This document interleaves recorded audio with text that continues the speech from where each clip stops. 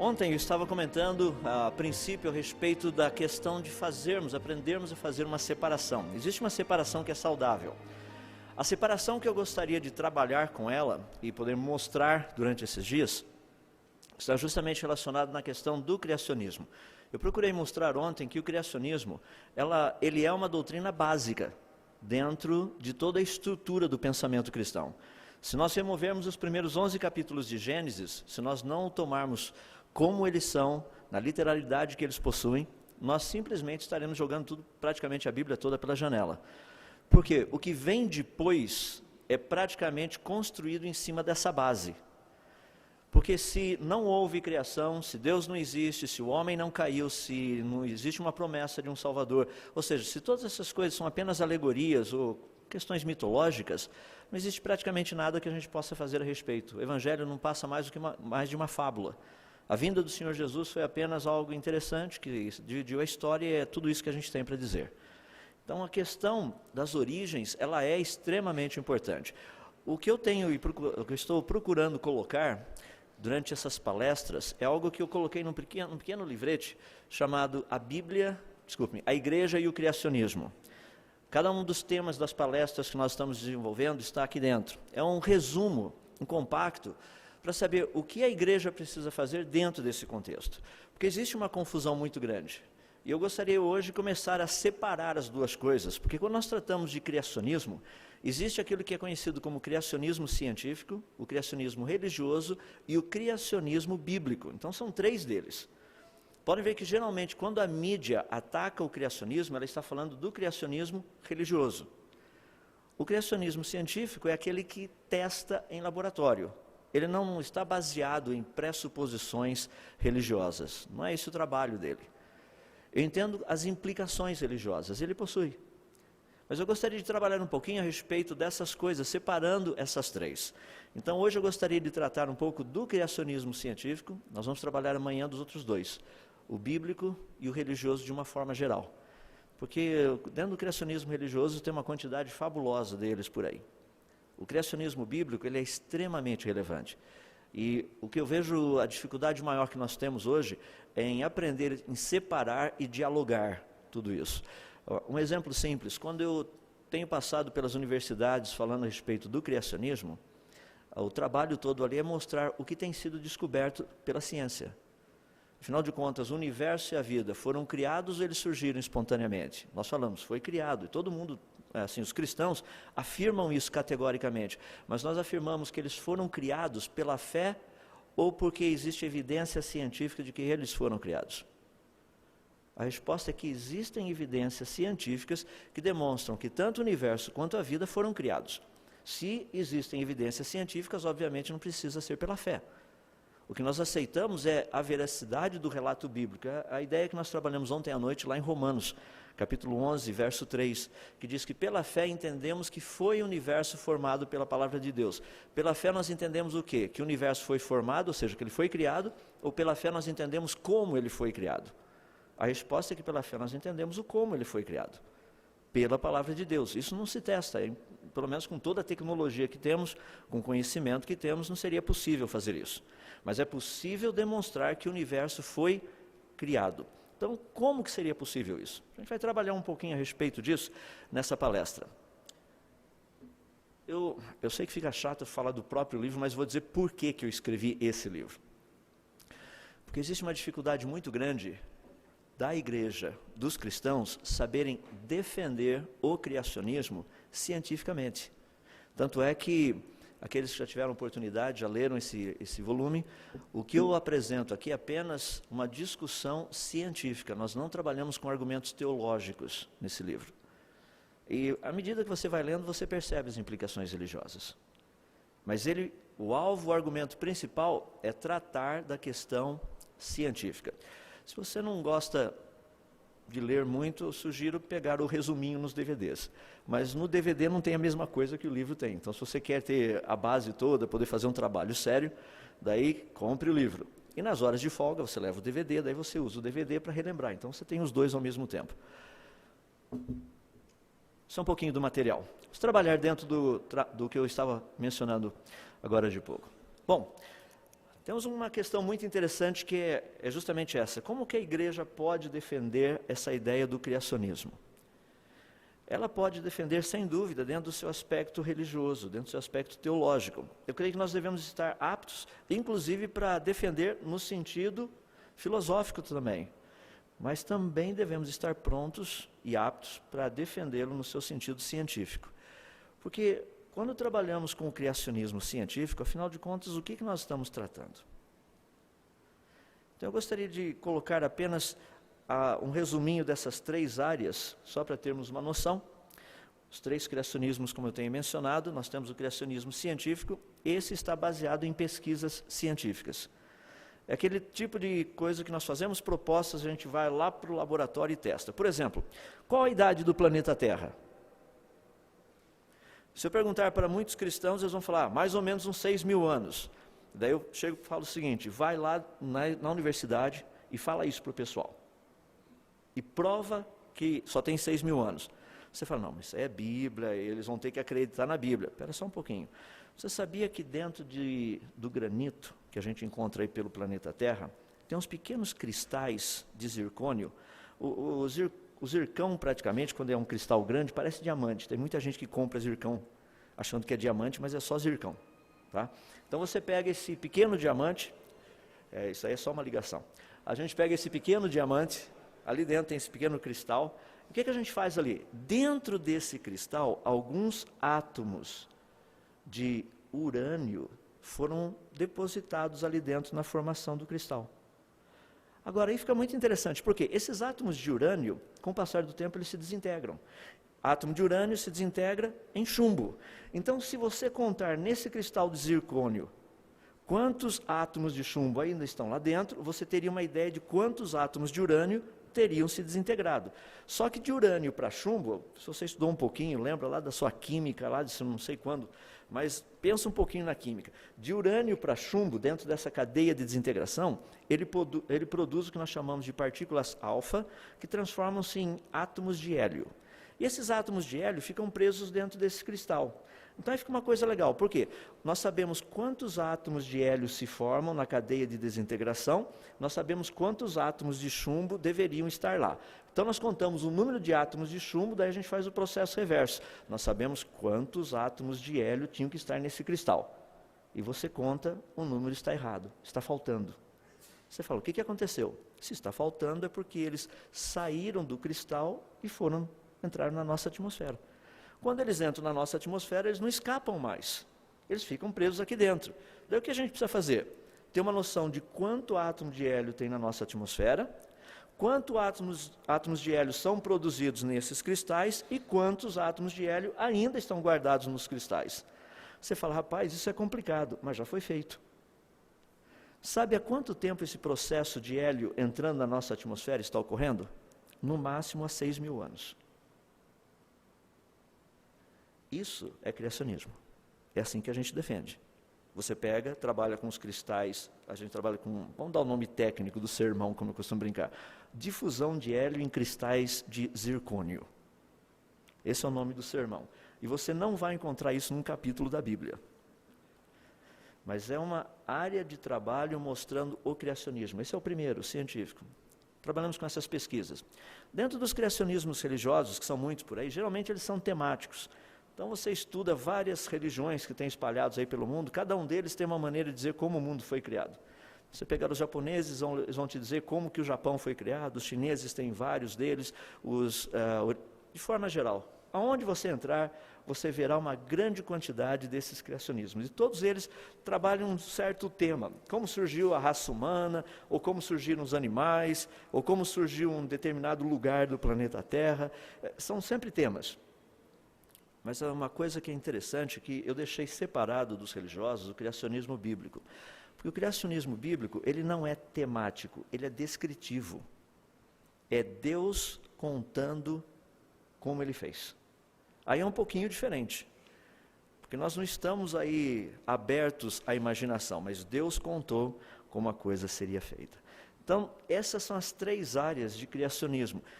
Geralmente, quando fala-se de criacionismo, não se faz essa separação. Daí a confusão tão grande que existe quando trata-se do criacionismo hoje. Falou do criacionismo, muitas pessoas falam, estão querendo defender a Bíblia. Não, porque tem um monte de outros criacionismos aí no meio.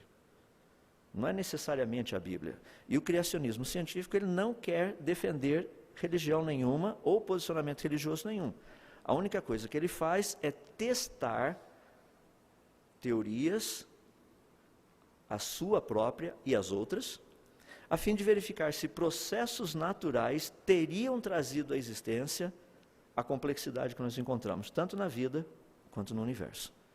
Isso é testável em laboratório. Estou dizendo para vocês que existe essa parte que é testável, por isso que nós trabalhamos com isso. Então vamos trabalhar um pouquinho, vamos avançar um pouquinho mais. Dentro dessa ideia específica, que nós temos a parte científica e temos outras partes que não são científicas, porque elas não são testáveis. E deixe-me colocar claro, amanhã quando eu tratar do criacionismo bíblico, eu gostaria de mostrar o quão preciso ele é. O quanto que nas páginas das Escrituras, nos primeiros capítulos, como o Senhor Deus graciosamente e bondosamente colocou informação altamente relevante, que a ciência do século XX e do século XXI tem descoberto e ficado maravilhada. Só que já estava na Bíblia. Precisa até no último detalhe, mas já estava na Bíblia. É fascinante isso. Então é muito legal trabalharmos essa questão. Então vamos pegar o primeiro. Hoje à tarde eu gostaria de trabalhar apenas com o criacionismo científico. Vamos tratar especificamente da questão da ciência. Qual seria a função da ciência dentro da área das origens? A função da ciência não é tentar provar como o universo e a vida teriam vindo à existência espontaneamente, mas sim como o universo e a vida vieram à existência. Espontaneamente pode ser uma das opções, mas não é a única. Isso tem sido muito confuso, essa ideia está muito confusa. As pessoas acham que se for científico, obviamente, qualquer coisa que não seja de origem natural e espontânea, não pode ser da ciência. As pessoas trabalham com isso, é uma ideia muito assim, já enfronhada nas nossas universidades, nas nossas escolas, e pode ver o pessoal que vem para a igreja no final de semana, se você tenta discutir o criacionismo, eu tenho conversado com muitos pastores, alguns têm até medo de pregar Gênesis capítulo 1, porque eles se sentem muito assim, inadequados, ou seja, eles seriam ultrapassados. Imagina toda aquela elite de universitários na sua igreja e você ensinando que Deus criou o mundo. Não se preocupa porque você está correto. Tenha certeza que você conhece os argumentos, conhece a estrutura para poder falar. Então, dentro desse contexto, vamos entender, não é a função da ciência tentar provar como o universo e a vida teriam vindo à existência espontaneamente, mas sim como o universo e a vida vieram à existência. Espontaneamente pode ser uma opção. Você fala, não, mas está falando como um ateu. Não, estou dizendo como ciência. Nós temos que pesquisar. Depois de pesquisar, vamos chegar às conclusões. Mas, a princípio, pode ser uma opção. Vamos ver se processos naturais produzem vida, universo e coisas desse jeito. Eu mencionei algo agora de pouco, eu espero que você tenha prestado atenção. Uma das grandes coisas, eu não falei exatamente nessas palavras, mas deixe-me colocar nessas palavras agora. Uma das coisas que Darwin nos deixou, que é muito forte, muito além do que a sua teoria darwiniana, é um pensamento que é o seguinte: se não for naturalista, ou seja, se não vier da natureza, não pode ser científico. Porque a ciência, o limite da ciência é estudar a natureza. Então, tudo que a ciência pode falar é o que está na natureza. É o estudo da natureza. É verdade. Eu concordo plenamente e esse é um ponto fundamental. Só tem um pequeno problema. Se a gente levar essa ideia até as últimas consequências, a gente não faz ciência. Deixa eu mostrar. Vamos pensar a respeito das leis da natureza. Por que a Terra gira em volta do Sol? Lei da gravidade. Por que nós conseguimos fazer essas coisas fabulosas que nós temos usando eletricidade e laptops e projetor de mídia e as coisas mais incríveis que nós temos por aqui? Porque existem leis. Leis da eletricidade, leis de magnetismo que regem toda essa estrutura. Por que você é do jeito que você é? Você tem essa estrutura? Porque a física funciona. Você fala, o que tem a física a ver comigo? Você tem um coração. Seu coração está bombeando. Como é que ele bombeia? Se você já estudou válvula pneumática, já estudou um pouquinho de sistemas hidrodinâmicos e tudo mais, você vai saber que o teu corpo é um super mecanismo nesse sentido. Tem até desentupidor de pia junto, para ter certeza que o negócio funciona correto. Porque a gente vive entupindo e ele vive desentupindo. Ou seja, é um mecanismo fabuloso. Agora, nós estamos olhando leis. Existem leis que regem todas essas coisas. Aí entra um aspecto muito interessante. Uma pequena diferença que eu gostaria de demonstrar, que existe uma diferença básica entre a proposta dos evolucionistas, dos naturalistas e a dos criacionistas. Vamos começar com o básico. A natureza é formada por matéria e energia. E nós estudamos matéria e energia dentro do contexto de tempo e espaço.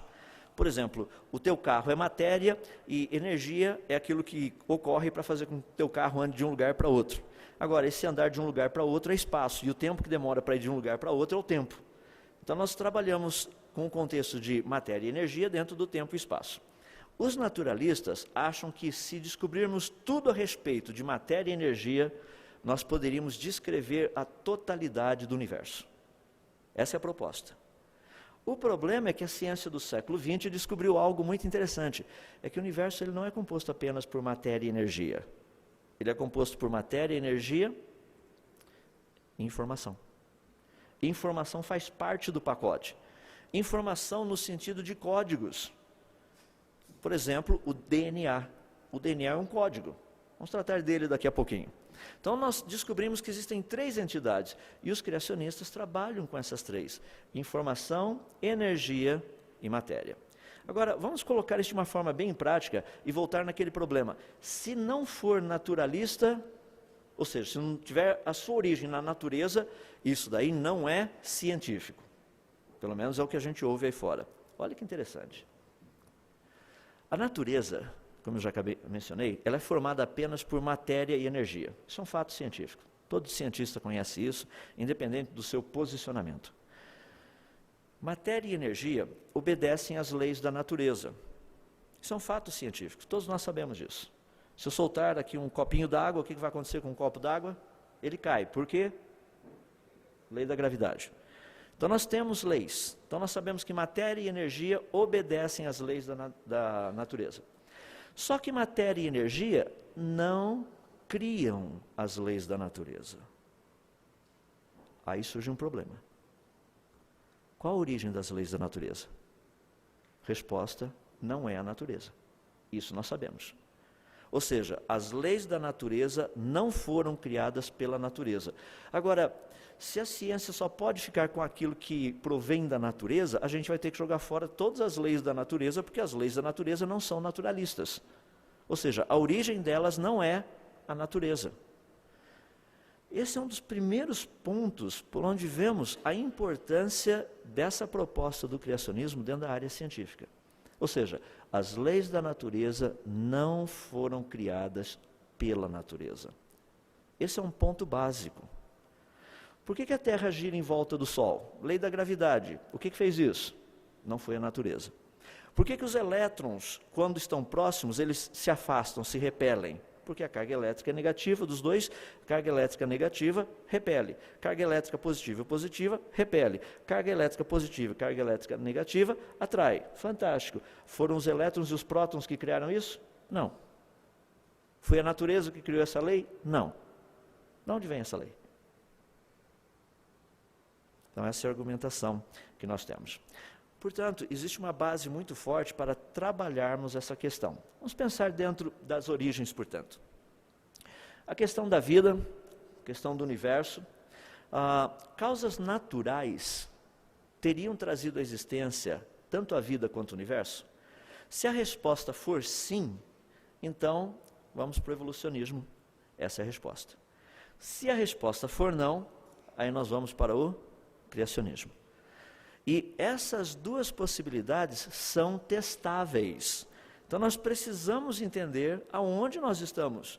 Vamos começar um trabalho básico, levando o nosso pensamento nessa direção. Por exemplo, a origem da vida. O que nós sabemos a respeito da origem da vida? Tudo que nós sabemos sobre a origem da vida é que Vida gera vida. Eu gosto de trabalhar umas questões bem interessantes, e algumas pessoas já têm visto por aí. Eu geralmente, quando chego em universidades ou dou palestras em alguns locais específicos, eu chego para as pessoas, pego um copinho de água como esse e pergunto o seguinte: aonde tem água, tem? E quase sempre o pessoal responde vida. É um absurdo, onde tem água, tem água. Aonde que foi dito que onde tem água tem vida? Aonde isso? Aonde tem água, pode ter vida.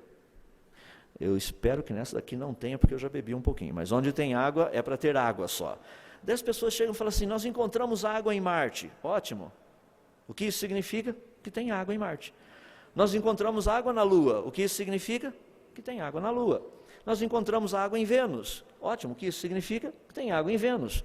Daí as pessoas ficam assim: rapaz, encontramos água lá em Marte. Isso significa que vida já existiu em Marte. Não, isso significa que Marte teve água. Precisamos aprender a separar essas coisas.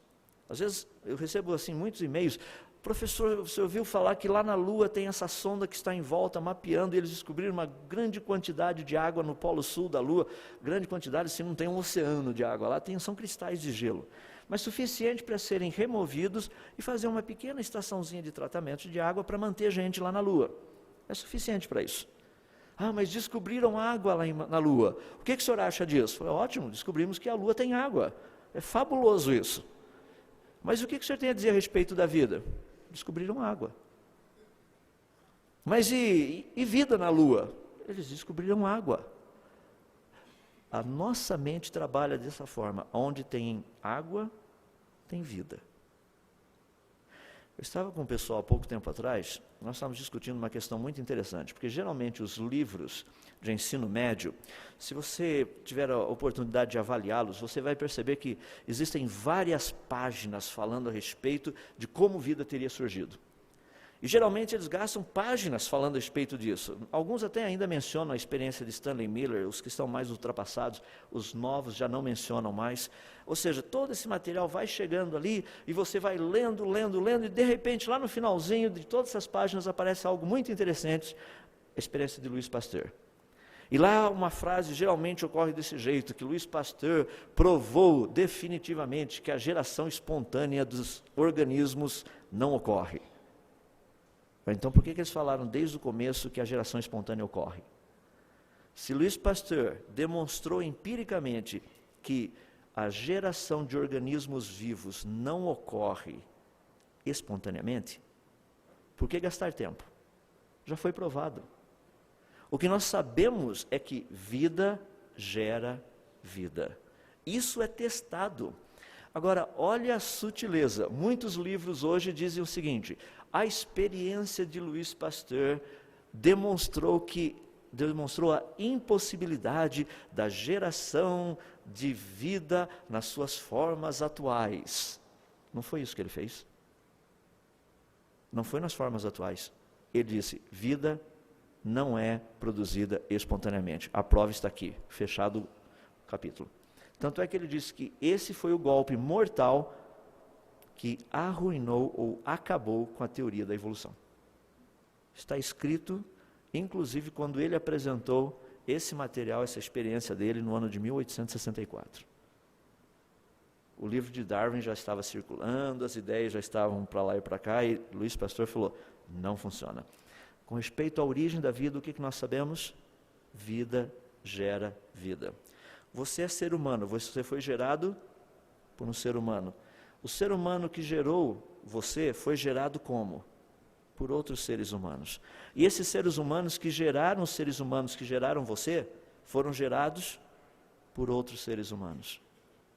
As pessoas chegam e falam assim: mas você tem que entender que existe uma capacidade de variação. Claro que sim, nós sabemos disso. E essa capacidade de variação também, do mesmo jeito que a vida é regida por lei da biogênese, vida gera vida, as variações também são regidas por leis que foram descobertas por Gregor Mendel. São as leis relacionadas com a hereditariedade, ou seja, informação genética é passada de uma geração para outra, é verdade.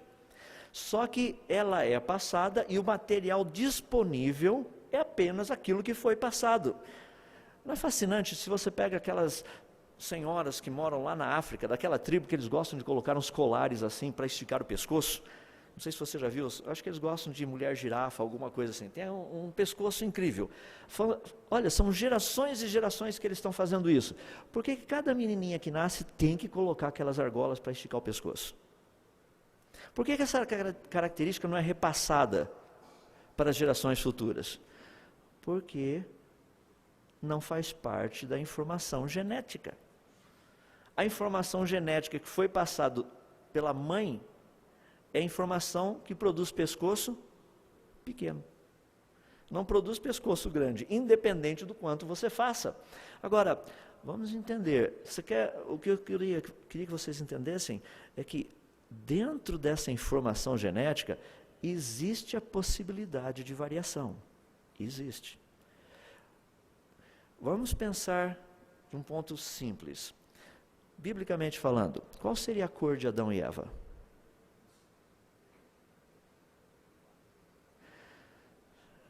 Eles não seriam negros, nós sabemos disso, e eles também não seriam brancos, nós sabemos disso. Eles não seriam esses dois extremos. Mas eles já foram criados com toda a informação genética para produzir toda essa variedade. Agora, vamos conver, é limitada. Você não vai encontrar gente dessa cor por aí. Não aparecem seres humanos verdes, amarelos, no sentido amarelo, aquele amarelão limão. Às vezes quando a gente fica meio amarelado com anemia, mas não é amarelo. Ou então outras cores como, sei lá, roxo de vez em quando fica o olho, né? Mas são coisas desse jeito. Pensando em termos normais. Ou seja, existe uma limitação da variação. Aqueles que trabalham com gado, por exemplo, conhecem bem isso. Você vai trabalhando com gado, é possível variar, mas chega uma hora, a variação bateu no limite. Não existe mais variação. Você chegou no limite da informação genética. Isso é o que nós temos aprendido. Mas a teoria da evolução diz que não, diz que continua. Ou seja, já imaginou o antepassado de seres humanos e chimpanzés? O que teria sido? Eu não consigo imaginar, mas é o que o pessoal diz, que nós viemos dos seres humanos e chimpanzés, vieram de um mesmo ancestral comum. O que seria isso? Imagina todas as possibilidades de variações para produzir seres humanos e produzir chimpanzés. Nós sabemos que existem vários grupos de chimpanzés. Existem várias etnias de seres humanos. Mas existe um limite para essas variações. O que a ciência descobriu é que a capacidade de variação das formas de vida, ela é limitada. Para que o evolucionismo seja verdade, a capacidade de variação deve ser ilimitada. Dentro desse contexto ainda, das questões relacionadas à informação genética e a capacidade de adaptação, as pessoas geralmente têm uma ideia muito interessante. Por que o pessoal que mora na África tem a pele escura? Porque lá na África tem muito sol, foram queimando, olha a cor que eles ficaram. E por que os europeus são brancos? É porque lá faz pouco sol, ou seja, chove muito, tempo coberto. Daí eles ficaram muito na sombra, ficaram branquelos do jeito que eles são. Não tem nada a ver isso daí. A questão da cor da pele está relacionado com a informação genética. Os de pele mais escura, por ter um mecanismo de absorção e dissipação de calor diferente daqueles que têm pele clara, procuram climas mais quentes. Os que têm pele clara, devido ao processo de absorção e dissipação de calor, procuram climas frios. Não é uma questão de, vamos para a África, que daí os nossos descendentes vão ser todos moreninhos. Se você é um branquelo, pode tirar o equínio da precipitação pluviométrica, que você sabe que isso não vai acontecer. Ou seja, pode tirar o cavalinho da chuva, porque isso não vai acontecer. Ou seja, se você for, o que vai acontecer? Seus descendentes serão grandemente abençoados com câncer. Porque não é parte da estrutura. Existe a possibilidade, a capacidade de adaptação? Sim, nós entendemos isso. Essa capacidade de adaptação é expressa pelas leis de Mendel. São reservas genéticas. As pessoas falam, não, mas se nós estudarmos bem isso daí, dá uma olhadinha. Olha os bicos dos pássaros. Estou vendo, o bico dos tentilhões. Então nós temos uma colônia de tentilhões. Nessa colônia de tentilhões, nascem pássaros com bico grande, bico pequeno, bico grosso, bico fino, bico longo, bico curto. Nascem todas essas possibilidades. Agora, você tem essa colônia toda feliz e satisfeita com toda essa variação ali dentro. De repente, acontece o quê? Você pega uns 2 ou 3 anos em que chove muito, mas demais. Então os pequenos insetos, que antes havia uma grande abundância deles, agora alguns apenas estão por ali devido à quantidade de chuva, e eles fazem um pequeno furinho nas árvores, e agora estão morando dentro desse furinho da árvore. Ah, que interessante. Então os insetos moram dentro do furinho da árvore? Antes eles moravam também dentro do furinho, mas tinha até um pouco do lado de fora. Agora quase todos estão só do lado de dentro. Olha que interessante, sendo que o furinho agora, o inseto está lá dentro, os que têm bico grande tentam pegar o inseto, não conseguem. O que vai acontecer? Esses vão morrer de fome. Mas e os que têm bico fininho? Esses conseguem pegar o inseto. Mas só que você já tinha um grupo de pássaros que tem os que têm bico grande e os que têm bico pequeno, fino. À medida que o tempo passa, o que vai acontecer com os que têm bico grande? Vão morrer os pobres coitados. Daí você só tem ali naquela região os que continuam nascendo, que têm bico fino. Esses continuam pegando. Imagina que a situação piora um pouquinho mais e realmente as chuvas ficam mais abundantes e agora esses insetos, esses pequenos bichinhos, eles ficam mais no fundo ainda do furinho. Agora você tem aqueles que têm bico fino, mais comprido, e os que têm bico fino, curto. Os que têm bico fino, curto e tentam pegar o bichinho não conseguem mais. Mas os que têm bico fino, obrigado. Os que têm bico fino, longo, esses conseguem pegar. Então o que acontece? Eles vão lá dentro e pegam. O que vai acontecer com aqueles que têm bico fino e curto? Vão morrer. Daqui a pouco você só tem, naquela região, que tipo? Os que têm bico fino e longo. Isso foi adaptação? A ciência ensina que sim, isso não. Porque já havia essa variedade. Imagina que, de repente, dá uma mudança de tempo, e daí, rapaz, para de chover, começa a dar aquela seca, uns 6 meses de seca, 1 ano de seca. Bichinho não tem mais. O que ainda tem são algumas sementes duras caídas lá pelo chão. Mas bico fino e longo não consegue pegar essas sementinhas, quebrar essas sementes. Agora, se ainda tivessem aqueles que têm bico grande, esses conseguiriam quebrar essas sementinhas e comer. Só que não tem mais. Só, mas por que não tem mais? Porque à medida que grupos vão se especializando, vai diminuindo a quantidade de opções de variação. É assim que funciona. A ciência tem descoberto isso. Ou seja, o processo normal não é um processo de evolução, mas sim um processo de extinção.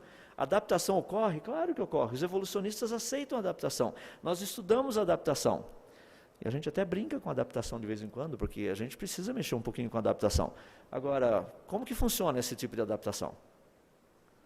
O pé do pato vai mudar só porque agora ele quer andar na areia como a gente. Não, pé de pato vai continuar sendo pé de pato. É que a gente de vez em quando gosta de entrar na água e o pezinho do pato é um negócio simpático, então a gente faz uns de borracha. Essa é uma grande adaptação, mas isso aí não é evolução. Então nós precisamos entender que existe um limite da capacidade de adaptação. Isso é o que os criacionistas têm dito. O que os evolucionistas têm dito?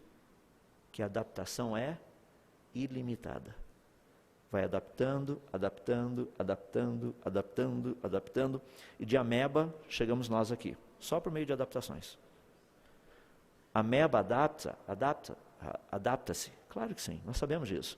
Mas ela chegaria a adaptar-se a tal ponto de, em alguns bilhões de anos, virar seres humanos? Não.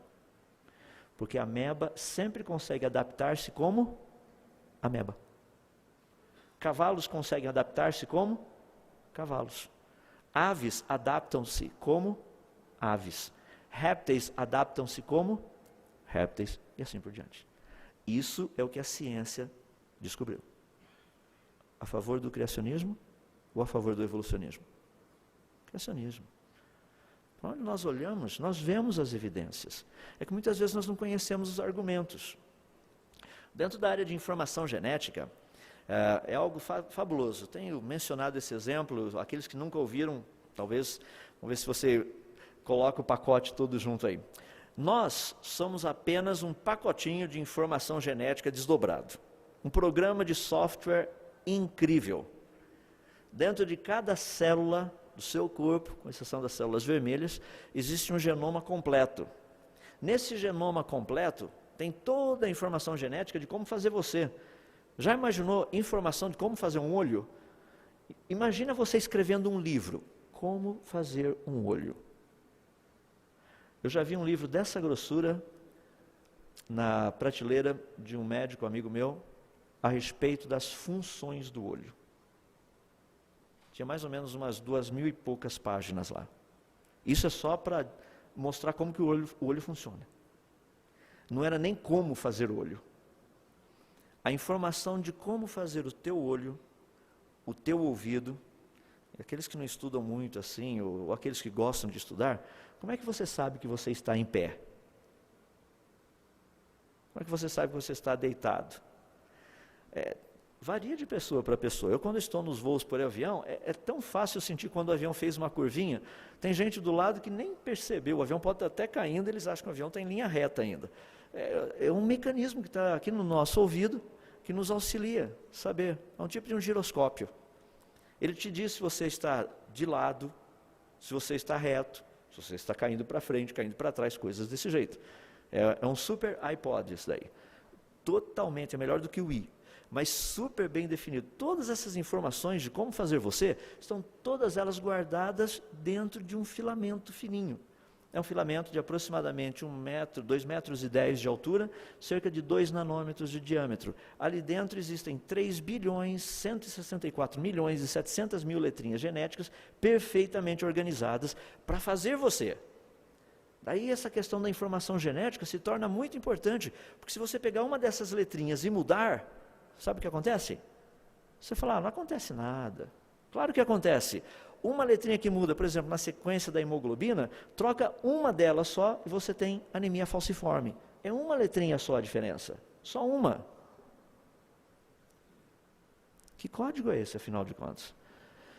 Porque antigamente acreditava-se que matéria produz vida, ou teria produzido vida espontaneamente. A ciência do século XX, principalmente a genética, o que ela nos apresentou é o seguinte, que matéria só poderia produzir vida se houvesse informação. É isso que o nosso DNA faz. O nosso DNA vai juntando os negocinhos, manda a informação, coloca esse negócio todo junto e de repente você tem uma proteína. Daí, primeiro você tem um aminoácido, aí eles colocados na ordem correta, daí você tem uma proteína. Essa proteína vai fazer uma função, vai fazer você funcionar, vai virar célula, tudo aquilo que a gente precisa. Agora, esse aspecto de informação é muito relevante. Porque informação não é apenas junção de símbolos. Ali vocês estão vendo 2 frases. Uma delas, a de cima, com o mesmo número e os mesmos símbolos, ou seja, as mesmas letras, que a de baixo. Por que a de cima não faz sentido? Porque, gramaticalmente falando, ela não significa nada. Precisa ter uma sequência correta para fazer sentido. A mesma coisa ocorre com a informação genética. Ela precisa estar na posição correta. Daí sim você tem órgãos sendo produzidos. Aí sim você tem funções acontecendo. Se isso não ocorrer, é impossível. Agora, onde toda essa informação fica guardada? Dentro de uma das máquinas mais fabulosas, chamada célula.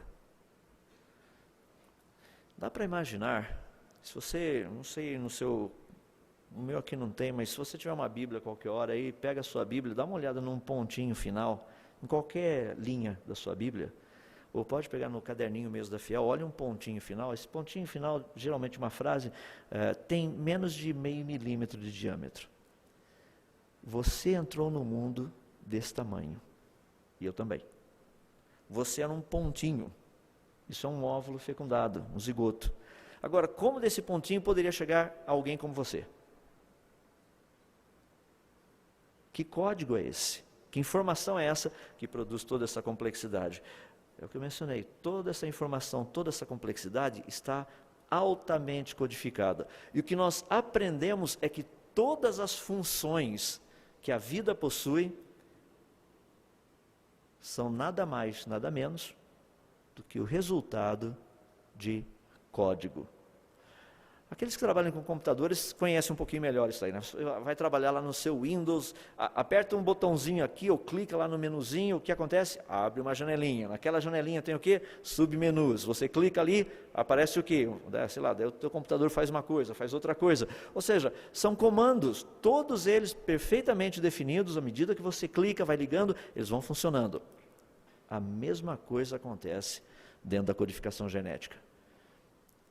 A única diferença é que o código genético é altamente mais sofisticado do que até o Windows 7, que será lançado no dia 22 desse mês.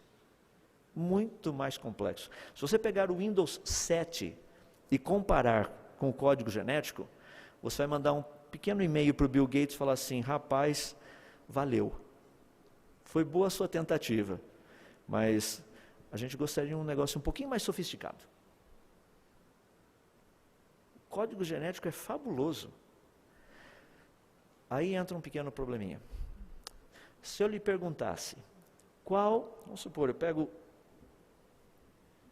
um DVD, vamos supor que nesse DVD aqui dentro tenha o Windows 7.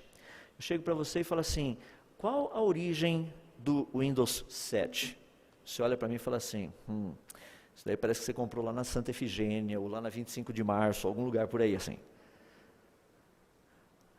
Não, isso aqui você comprou na loja, isso aqui é oficial, olha só, tem até a etiquetazinha aqui. Você não respondeu a minha pergunta. Eu perguntei qual a origem do Windows 7. Qual a origem? Microsoft. Essa é a origem do Windows. Qual a origem do código que produz a vida?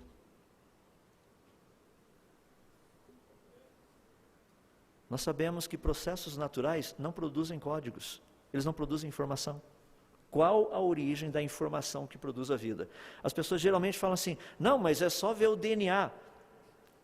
Antes de discutirmos a origem da vida, precisamos discutir a origem da informação que produz vida. E essa informação está contida no DNA.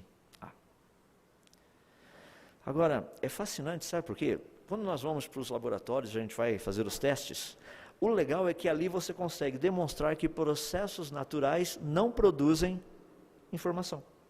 Tanto é que é uma lei. Nós sabemos e já foi estabelecido que processos naturais não produzem informação codificada. Fantástico. Qual a origem da vida? Está baseado na informação codificada que está no DNA. Da o que veio primeiro, o DNA ou a informação? Não, os dois vieram juntos, foram criados simultaneamente. Porque o DNA sem informação não serve para nada, e informação sem DNA também não produz vida. Os dois juntos. Só para aqueles que gostam de pensar um pouquinho mais, tem algumas coisinhas assim bem interessantes. Você consegue ver a mão de Deus no meio de todas essas coisas? Já imaginou o Senhor Jesus pensando, vamos criar adenina, timina, citosina e guanina. Essas vão ser 4 letras genéticas que, devido à sua estrutura tridimensional, nós podemos colocá-las literalmente numa estrutura helicoidal. Essa estrutura helicoidal, ela tem uma facilidade muito grande de deslocar-se no espaço, porque sendo uma helicoidal, ela poderia funcionar exatamente como um zíper. Se a gente abrir aqui no meio, fica metade de um lado, outra metade do outro, essas pontas ficam expostas. Se colocarmos um outro, em vez de DNA, um RNAT, ele pode pegar uma série de outros, encaixar nessa ponta aqui, vai produzir uma sequência toda de, literalmente, aminoácidos, daí depois ele arranca esse negócio fora aqui, o DNA fecha de novo, a informação é preservada. Você ia bolar uma coisa desse jeito? Mas é assim que funciona. Nós apenas estamos descobrindo os mecanismos fabulosos que o Senhor Jesus pensou, cada um deles. Tudo aquilo que Deus propôs na sua criação. Descobrindo como as coisas foram feitas, como uma está interligada com a outra. Então, quando nós discutimos todo esse aspecto de vida, sua origem, variação, adaptação, especiação, especialização, todas essas coisas, todas elas novamente voltam para um ponto básico, que é o código. Qual a origem do código? Nós sabemos que processos naturais não produzem informação codificada. Então é muito legal, porque à medida que a gente vai trabalhando essas questões, a gente vai vendo assim como é fascinante a ideia do criacionismo. Só uma pergunta, quantos argumentos teológicos foram usados até o presente momento? Deu para perceber. Isso é testado em laboratório. Isso é levado para a comunidade científica, é assim que trabalhamos. Vamos pular um pouquinho para tratarmos a questão da origem do universo. Porque isso é uma outra área muito interessante. Lembra que o alvo principal da ciência das origens é procurar demonstrar como o universo e a vida teriam vindo à existência.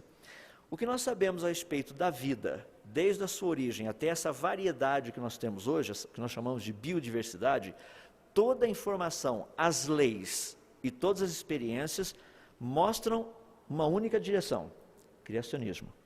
E o universo? Bom, o universo já é uma área um pouco mais extensa. Mencionei um pouquinho ontem à noite, imagina tudo que tem lá fora. É uma quantidade absurda de coisas.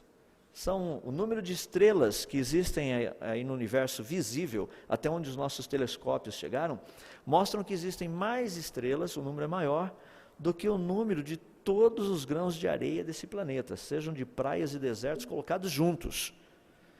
Então, como tudo isso teria surgido? É muito interessante porque quando nós examinamos um contexto todo, nós percebemos que o universo, como eu já mencionei, ele é regido por leis.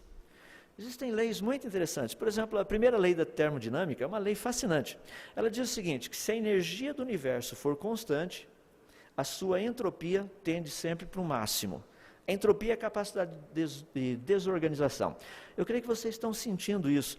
Lembra quando vocês chegaram na segunda-feira, o quarto, como é que era? A sua mala. Hoje é quarta-feira. Como é que está o quarto e a sua mala? Deu para perceber que o sistema está ficando gradativamente entrópico. E chegar na sexta-feira é caótico. Ou seja, você já nem sabe mais o que é seu, dos seus amigos, se vocês estão todos juntos lá, daí chega em casa, começa aquele negócio, isso aqui é seu, não sei o que tem, aquelas coisas todas. Ou seja, a tendência do universo não é de organizar-se, a tendência dele espontaneamente é de se desorganizar.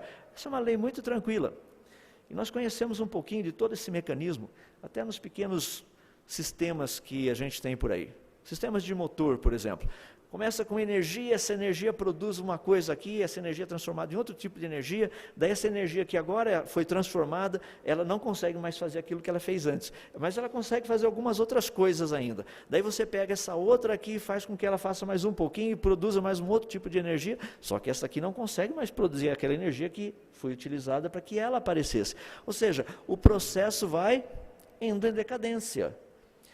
Isso é o que nós entendemos das leis, as leis que regem o universo. A pergunta fica bem simples então: como o universo poderia ter se organizado por conta própria, sendo que por conta própria, as leis que regem o universo fazem com que ele se desorganize? Tem que ter ocorrido um milagre por aí. Porque se o universo ainda tem alguma organização, é porque no passado ele já foi mais organizado, não menos organizado. Então, quando nós pegamos essa ideia básica, que é a lei da conservação da energia, ela é fabulosa. E daí, quando a gente trabalha com a segunda, que estão relacionadas, que eu acabei de mencionar agora, a entropia, dá para perceber um pouquinho quando nós trabalhamos em laboratório. Isso aí é o laboratório de estudos entrópicos. E literalmente é uma entropia completa ali dentro. É mais ou menos igual a sua mala na sexta-feira. Totalmente entrópica. À medida que o tempo passa, a capacidade de desorganização aumenta. Eu acho muito interessante, eu gostaria de dar para vocês 3 frases de 3 grandes cientistas do passado. Rudolf Clausius disse o seguinte: a energia total do universo é constante. Portanto, a sua entropia sempre tende para um máximo. Hermann Helmholtz, grande físico, disse o seguinte: sendo que o universo caminha continuamente para um estado de desorganização, ele deve ter sido energizado em algum tempo no passado finito, por meio de um processo que que violou a segunda lei da termodinâmica. Terceiro, Arthur Eddington, muito conhecido, disse o seguinte: não existe esperança para uma teoria se ela for contra a segunda lei da termodinâmica. Nada mais lhe resta do que o seu colapso em profunda humilhação. Estou repetindo para vocês o que cientistas têm dito a respeito da origem do universo. Como que esse universo veio à existência? Resposta: criação. Processos naturais não teriam trazido o universo à existência. Só uma coisinha para pensarmos e coisas que temos descoberto. Lá na década de 20, Edwin Hubble fez uns estudos fascinantes. Ele mediu a luz que vinha das galáxias e percebeu que essa luz estava um pouquinho mais avermelhada do que deveria. E ele fez os seus estudos mostrando que havia uma relação entre a luz, esse desvio da luz para o vermelho, e a distância. E ele publicou esse material. Inclusive, ele passou uma quantidade muito grande de informação. Só que Hubble, lá na década de 20, ele não tinha toda a informação que nós temos 80 anos depois. 80 anos depois, nós pegamos aquilo que Hubble descobriu, ou seja, existe sem dúvida uma função, uma relação entre o posicionamento das galáxias, ou seja, a distância delas entre a gente e a galáxia, e a luz, a cor de luz que vem dessa galáxia. Isso existe, é real. Aí você fala, mas isso aí não é o que os evolucionistas usam para mostrar que o universo está em expansão e é a teoria da evolução, do Big Bang? É o que eles tentam, só tem um pequeno probleminha. Quando nós olhamos para esses grupinhos de galáxias, veja só, a gente olha ali, aquela galáxia tem esse desvio, aquela outra ali tem, o desvio é igual, é o mesmo, aquele ali tem isso aqui também é igual, aquele outro ali também é igual. Então vamos pegar todas essas que têm desvios iguais, junta todas elas aqui. Vamos pegar essa outra, essa aqui é diferente daquelas que a gente viu, coloca aqui. E essa outra aqui, é diferente, é igual a essa daqui, coloca junto. A hora que a gente começa a colocar juntos, você tem grupos de galáxias que têm o mesmo desvio. O que isso significa? Que o universo encontra-se totalmente organizado em círculos concêntricos. Tem um grupo de galáxias aqui, a essa distância da gente. Tem um outro grupo de galáxias um pouco mais distante, nesse outro círculo, nessa outra esfera. Tem um outro grupo que está um pouquinho mais distante, nessa outra esfera. E tem um outro que está um pouco mais distante, nessa outra esfera. Sabe o que é impressionante? Nós descobrimos que o universo tem um centro. Isso chamou muita atenção. Mas se ele tem um centro, espera aí, qual seria a possibilidade de alguém tão próximo do centro ter visto isso? Primeiro, como que seria possível ver isso? Bom, para você ter condição de ver isso, você teria que estar muito próximo do centro. Se você não estivesse próximo do centro, você não veria isso. Então a gente fica assim meio curioso, né? Que interessante. Nós vimos. Isso significa o quê? Que nós estamos próximos do centro. Do centro do quê? Do universo. Não é interessante que primeiro Deus cria a terra e depois Ele vai criar as outras coisas? Tem gente que fala assim, você está tentando provar a Bíblia. Não, estou dizendo para vocês o que a ciência descobriu. Mas isso é muito parecido com a Bíblia. A Bíblia está certa, se a ciência estiver certa, os dois vão estar certos. Mas e se a ciência discordar da Bíblia? A ciência está errada. Pode ter certeza disso. Senta e espera com calma, que daí vai aparecer um outro Nat Geo, um outro programa lá no Discovery, falando que, tá. Eles não vão falar que estavam errados. Eles vão mostrar que novas descobertas têm revelado o quê? Esse é o linguajar. Tá? É muito legal a coisa. Mas, de qualquer forma, só por curiosidade, foi feito um pequeno cálculo, porque o universo visível tem aproximadamente cerca de 15 bilhões de anos-luz de raio. Ou seja, o negócio tem aproximadamente 30 bilhões de anos-luz. Para que um observador pudesse perceber essa estrutura que o universo possui, ele precisaria estar no máximo a 100 mil anos-luz do centro do universo. Qual seria a probabilidade disso ter ocorrido por um mero e simples acaso? 1 em 1 quatrilhão. A gente olha assim e fica meio surpreso com isso. Por quê? Porque estudamos algumas coisas como, por exemplo, o princípio antrópico. O princípio antrópico é muito utilizado na área da cosmogonia e da cosmologia. Só para termos uma pequena noção, vou dar algumas ideias básicas. Olha o sisteminha nosso, Sol, Terra e Lua. O nosso Sol é uma estrela de quinta grandeza, magnitude 4,7, transforma aproximadamente 4 milhões de toneladas de matéria em energia por segundo, tem um diâmetro de aproximadamente quase 1.400.000 quilômetros, tem uma massa, ou seja, fabuloso o negócio, 2 vezes 10 elevado a 30. Lembra que 2 vezes 10 elevado a terceira são literalmente 2 toneladas. 2 vezes 10 elevado a sexta, isso aí são 2.000 toneladas. Ou seja, o número 2 com mais 6 zeros depois, tá? 2.000 toneladas. Aí eu estou falando do número 2 com mais 30 zeros depois. Esse é o tamanho do brinquedinho que está ali fora, iluminando a gente. É fabuloso. Por que é fabuloso? É porque ele tem uma temperatura de superfície muito legal, aproximadamente 5.500 graus Celsius. Você fala, mas por que é legal?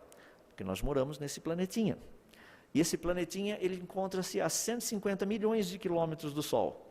Se ele estivesse um pouquinho mais perto, a gente morreria queimado. Por quê? O Sol é muito quente. E se a gente estivesse só um pouquinho mais distante, a gente congelaria, porque tem muita água no planeta. Rapaz, foi planejado ou foi por coincidência isso? A Lua, que está ao nosso redor, ela tem praticamente 1/6 da Terra. Está a uma distância de uns 384.000 quilômetros. Ela gira de uma forma muito interessante em volta da gente. Não sei se você já percebeu, mas toda lua cheia é a mesma carinha. Em outras palavras, à medida que a Lua dá uma volta em volta dela mesma, ela dá uma volta em volta da Terra. É por isso que ela tem a mesma face virada para a gente. Então essa face que vocês estão vendo é a que sempre a gente vê. Para você ver a outra, você tem que pegar e ir do outro lado. É por isso que eles chamam da face oculta da Lua. Você fala, não, ela é oculta quando é Lua nova, não dá para ver. Não, na Lua nova é essa mesma face que está virada para a gente. Não é o outro lado, é essa daqui mesmo. Interessante. E por que esse lado que a Terra esconde, porque a Lua fica desse lado aqui, né? A Terra está aqui na frente. Por que esse lado da Lua tem cratera? Se esse é o lado que está sempre virado para a gente. Era para ter sido protegido. O que será que aconteceu? Por que será que o tipo de cratera que é do lado virado para a Terra é diferente do tipo de cratera do outro lado? Parece até que alguma coisa da Terra foi jogada em direção à Lua, e não foi Apolo 11, 12, 13, não foi esse tipo de coisa não. Só para você ir pensando, olha os parâmetros do planeta Terra, são muito impressionantes, é só para ter uma noção. Se a Terra estivesse só 10% mais próxima do Sol, a nossa água evaporaria.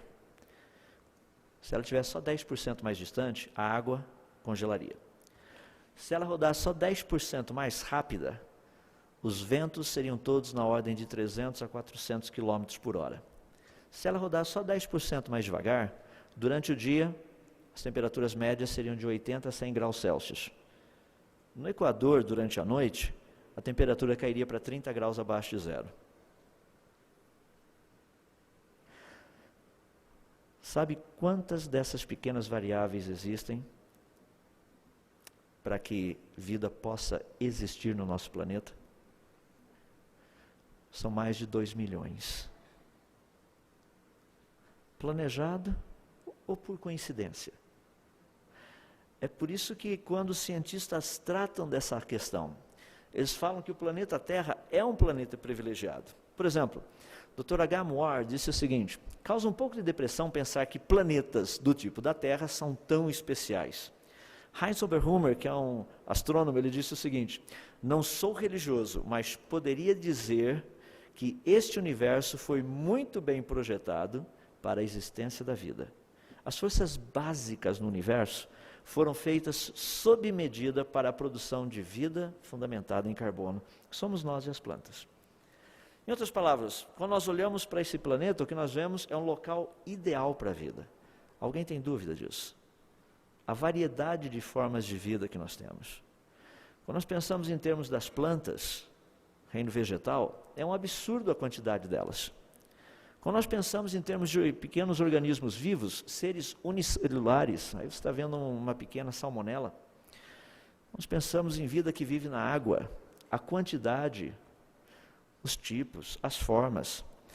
O que existe na Terra, desde os menores Até aqueles são um pouquinho maiores, alguns que não são tão simpáticos, alguns que acordam a gente às 6 da manhã. Não sei se você perto do lugar onde você está dormindo, tem umas maritacas também, porque elas gostam de onde a gente está dormindo. Tem uma quantidade absurda de vida que voa por aí. Tem vida que corre nesse planeta para todo lado. E tem vida que compartilha com vida. Aí você pode ver que uma turminha gosta de viver juntinhos. Tem coisa um pouco maior. E tem vida inteligente. E tem vida que estuda tudo isso. Não é impressionante? 2 milhões de variáveis perfeitamente balanceados para que vida exista. Por acaso ou planejado. Olha que interessante uma frase que vem do livro do Stephen Hawking, Universo numa Casca de Nós, quando ele fala especificamente do princípio antrópico. Ele diz assim: vemos o universo da maneira como ele é, porque, se fosse diferente, nós não estaríamos aqui para vê-lo. Eu fico pensando, o que mais falta para falar assim: ei pessoal, que tal admitirmos que fomos criados? O que a ciência tem descoberto em todas as áreas aponta para a criação. Daí a questão entra em detalhes, como por exemplo, a parte do ser humano, que é algo que tem sido muito debatido, muito falado. Não sei quantos de vocês leram, encontraram um fóssil de um antepassado do ser humano, supostamente antepassado do ser humano, de 47 milhões de anos. Alguém já viu as partes que foram encontradas? Procura na internet porque tem. E sabe o que eu fico impressionado? É que é tão evidente, mas tão evidente que foi antepassado dos seres humanos, que eles gastaram 15 anos estudando. Ora, se fosse evidente, era só olhar e falar: rapaz, achamos. Eles gastaram 15 anos para chegar à conclusão que esses pedaços de costela, alguns fragmentos de ossos e coisas, eles nem sabem se são do mesmo fóssil, parece que é. Então eles estão assumindo que é do mesmo. E são pequenos fragmentos. Então, se colocarmos todos esses fragmentos juntos, teria sido do antepassado do ser humano. Eu falo: rapaz, isso é o que nós chamamos de criatividade. O nome técnico é viajar na maionese, mas a gente não usa o nome técnico por razões óbvias. Ou seja, tem toda uma conotação, isso é apresentado falando: aqui está a prova. Isso aí não é prova, isso aí é uma interpretação. Daqui a pouco alguém vem lá e fala: ó, isso aí não tem nada a ver. Como já aconteceu com Australopithecus afarensis, com Ramapithecus e com uma tonelada de outros por aí. Mas são ensinados. Então as pessoas vivem falando essas coisas. Deixa eu dar um exemplo muito prático, que está relacionado com a nossa questão aí. Há pouco tempo atrás, questão de uns 10 anos atrás, saiu um artigo muito interessante, dizendo que o chimpanzé é irmão do ser humano. Eles fizeram um estudo muito interessante. Quem fez o estudo foi o Dr. Morris Goodman, da Universidade de Wayne, lá nos Estados Unidos. Eu quero dizer para os irmãos que isso aqui é um dos exemplos mais citados em sala de aula aqui no nosso país. Ou seja, foi feito um estudo e pegaram uma certa região do DNA, ali eles estudaram 97 genes, que são genes funcionais, o nome técnico são genes beta-globines, ou seja, genes que produzem alguma função.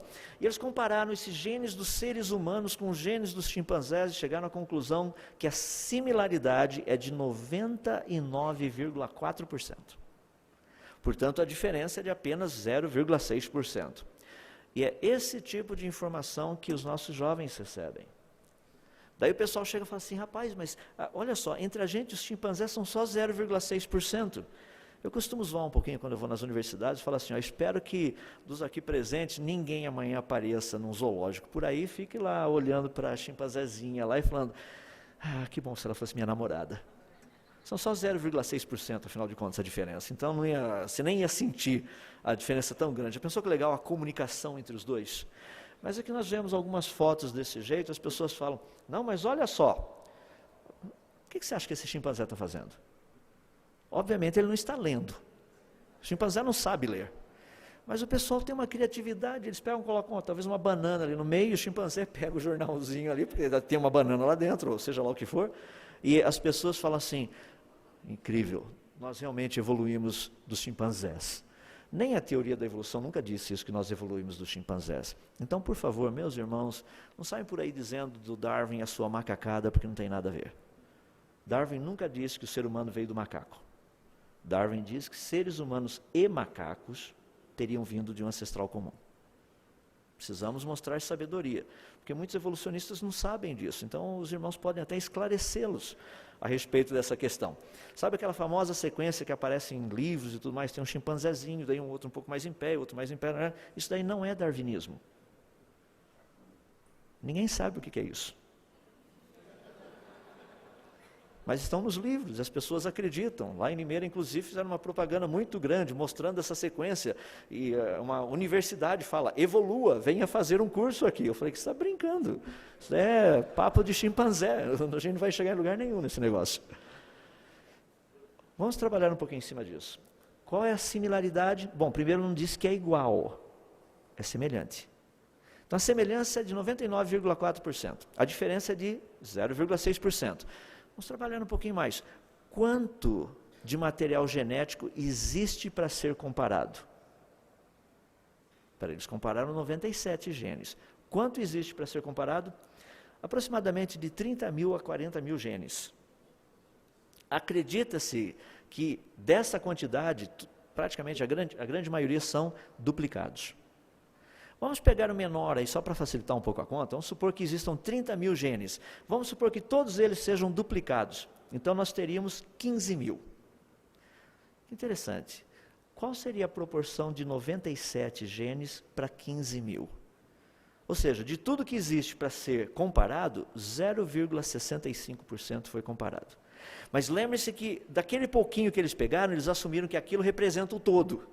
Foi por isso que eles disseram que somos similares. Somos irmãos. Eu vou usar o mesmo raciocínio. Portanto, se em 0,65% pesquisado a diferença é de 0,6%, quando a gente comparar todo o material genético, quanto que daria de diferença? 92,3%. Não é à toa que nós somos diferentes. A evidência mostra que seres humanos sempre foram seres humanos. Você fala, mas existe uma grande variedade. E a Bíblia diz que todos nós viemos de uma única e mesma mulher. Como é que pode ser isso? A ciência já descobriu que isso é verdade. Tanto é que estudos que foram realizados no ano de 1987, 86, praticamente foi 85, 86 foi publicado em 87. Pelo pessoal da Universidade da Califórnia, campus de Berkeley, doutora Rebecca Lican, ela fez um estudo muito interessante, ela pegou o DNA mitocondrial. DNA mitocondrial é algo que é passado de uma geração para outra só pela mãe, não é passado pelo pai. Você tem o DNA mitocondrial da sua mãe, não tem o do seu pai. Eu tenho da minha mãe também. Então, se pegarmos o DNA mitocondrial de todas as pessoas, o que nós temos? A resposta é simples, um DNA que é exatamente igual. Exatamente igual. Isso significa o quê? Se o meu DNA é igual ao seu, e o meu DNA veio de uma antepassada, e o seu também, isso significa que todos viemos de uma única e mesma mulher. Essa é a conclusão que a ciência já chegou. E a ciência chegou à conclusão também que essa mulher teria vivido há mais ou menos entre 6.000 e 6.500 anos atrás. Onde foi publicado isso? No jornal da Escola Bíblica Dominical. Não. Isso daí foi publicado numa publicação científica chamada Trends in Ecology and Evolution. Não foi na lição da Escola Dominical. Para concluirmos, eu gostaria de deixar claro duas coisinhas bem importantes. O criacionismo na história, ele é real. Desde os anos 1500, nós temos Francis Bacon inventando ou criando o método científico, Kepler estudando e mostrando as leis que regem o sistema solar, Newton mostrando que o universo todo ele é regido por leis e não somente o sistema solar, Leonhard Euler mostrando que todos os processos da natureza podem ser expressos por meio de equações, Joule mostrando que princípios básicos regem todo o universo, Maxwell, demonstrando de uma forma específica a permanência dessas leis e dos princípios. Na genética, mostrando que informação é passada de um para outro, de uma geração para outra, não é nova informação genética, é informação que já havia. E também que vida gera vida. O grande problema que nós temos a respeito disso, dentro dessa questão histórica, é que existem muitos nomes relacionados com o criacionismo, só que as pessoas não sabem. Todos esses foram pessoas que trabalharam na área da ciência, vocês estão vendo aí os campos de trabalho de todos eles, e descobriram coisas fascinantes relacionadas com a ciência. Todas elas evidenciando que o universo e a vida foram criados. Portanto, o grande problema que nós temos é esse: separar o criacionismo científico do criacionismo religioso. O criacionismo científico, ele não trabalha com pressuposições religiosas, embora ele possua implicações religiosas. O criacionismo religioso trabalha com pressuposições religiosas e ele pode ter algumas implicações científicas. O criacionismo científico, ele está baseado em evidências, lógica, leis e testes científicos. E todo criacionismo religioso que seja bom, ele não deve ser contra evidências, lógicas, leis e testes científicos. Basta separar.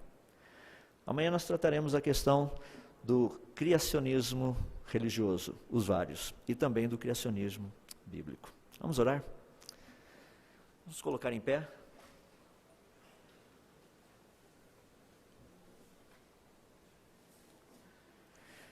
Mais uma vez, querido Deus, nós buscamos a Tua presença, gratos a Ti por tudo aquilo que o Senhor tem feito por nós. Pedimos a Deus para que esses conceitos possam ser relembrados e possam ser principalmente compreendidos, como foi pedido logo no começo em oração ao Senhor. Que o Senhor possa dar a graça de mantermos, inclusive nas nossas mentes, todas essas coisas, para que possamos responder com sabedoria àqueles que questionam não somente a nossa fé, mas também o conhecimento de Deus manifesto na natureza. Que não venhamos a ter medo de falarmos a respeito desse conhecimento, porque a ciência, a verdadeira ciência, aquela que está desprovida de qualquer inclinação, essa tem nos mostrado que o universo e a vida foram criados. Muito obrigado, porque o Senhor já tinha revelado isso na Tua palavra, antes de descobrirmos essas coisas. E o Senhor bondosamente fez com que todas elas ficassem de uma forma tão clara, tão prática, tão objetiva na Tua palavra, para que entendêssemos, e para que víssemos, e crêssemos, e até mesmo algumas delas testássemos. Muito obrigado por isso. Te damos graças e bendizemos o Teu nome, e o fazemos assim humildemente no nome de Jesus, Teu Filho. Amém.